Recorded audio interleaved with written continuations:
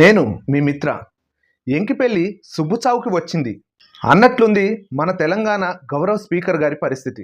సుఖమేమో party మారిన ఎమ్మెల్యేలది, కష్టమేమో గౌరవ speaker గారిది. రాష్ట్ర ముఖ్యమంత్రి సైతం అధ్యక్ష అని గౌరవంగా పిలిచే స్థానంలో ఉన్నటువంటి తెలంగాణ స్పీకర్ గారు తనకు సంబంధమే లేనటువంటి పార్టీ ఫిరాయింపుల ఎమ్మెల్యేల విషయమై సర్వోన్నత న్యాయస్థానం నుండి స్పీకర్ గారికి నోటీసులు. పార్టీ మారినటువంటి ఎమ్మెల్యేలు బాగున్నారు, కాంగ్రెస్ పార్టీలో చేర్చుకున్నటువంటి ముఖ్యమంత్రి గారు బాగున్నారు. నోటీసులు మాత్రం గౌరవ స్పీకర్ గారికి. రాజ్యాంగబద్ధంగానైతే పార్టీ మారిన ఎమ్మెల్యేలపై వెంటనే అనర్హత వేటు వేయాలి. కానీ ఎమ్మెల్యేలు అధికార పార్టీలో చేరారు కనుక అధికార పార్టీ యొక్క ఒత్తిళ్లకు స్పీకర్ గారు తలగ్గాల్సిన పరిస్థితి.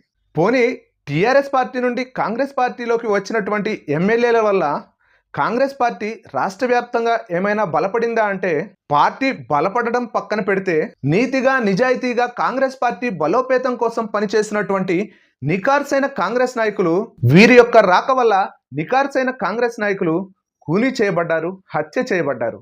పార్టీ మారినటువంటి ఎమ్మెల్యేలకు అనర్హత వేటు పడుతుందో లేదో కానీ హత్యా నేరము మాత్రం ఖచ్చితంగా వీరిపై నమోదవుతుంది అతి కొద్ది కాలంలోనే.